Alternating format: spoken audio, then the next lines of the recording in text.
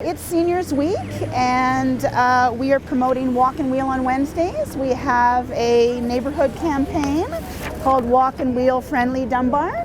For the next few weeks, we are encouraging everyone to get out and walk the neighborhood, walk your shops, walk to school, walk to the community center. Just get out there while the weather is good and meet your neighbors along the way, and that's the friendly part of it, because when you get out of your cars and go along the street, you have nice conversations. I think the bus itself is a great thing. As we know, this is a regional network going back and forth to UBC, and we all support that. And it also the bus is very much used by students, local students, higher levels of elementary school and high schools, and a lot of older adults are also no longer driving and are big bus users.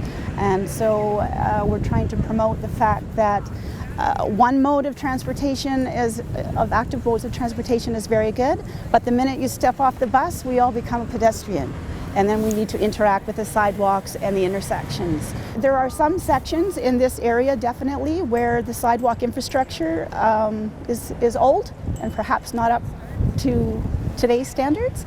And so I'm sure the city will be looking at that. And today we're just, again, promoting an emphasis on people with disabilities and older adults to show how might this affect them and their perceived safety if now there will be large vehicles very close to where they're walking. I'm looking for cracks and of course the curb cuts, you know, because they're different all over the city. Like there could be, this one isn't too bad, but some of them are, you know, this one will be this way and then across the street I'll be in a different place. When I'm downtown, if there's a crowds of people wonder, where are you going?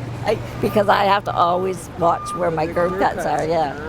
Well, I think it could be dangerous for pedestrians. I know it's necessary, but, you know, I don't know. I think they need to have some neighborhood meetings. I get right across the street here. I'll get on the 41st or the 43rd, probably every day. Every day? Oh, really? Wow, okay. Most days I'm out.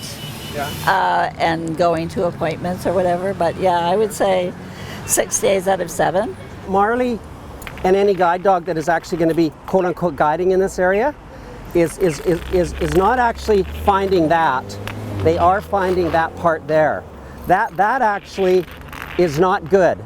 There's a technical standard for that curb edge to be about that high right there, all the way across there, so that I know where the difference is between my sidewalk and my street.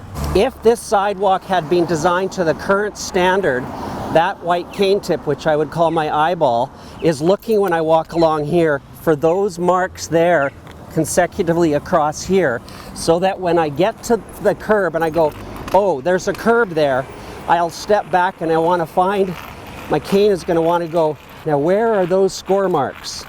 My eyeball is looking for things so that when I find the score marks, I can use that as my line of direction to cross the street to pick up the other side.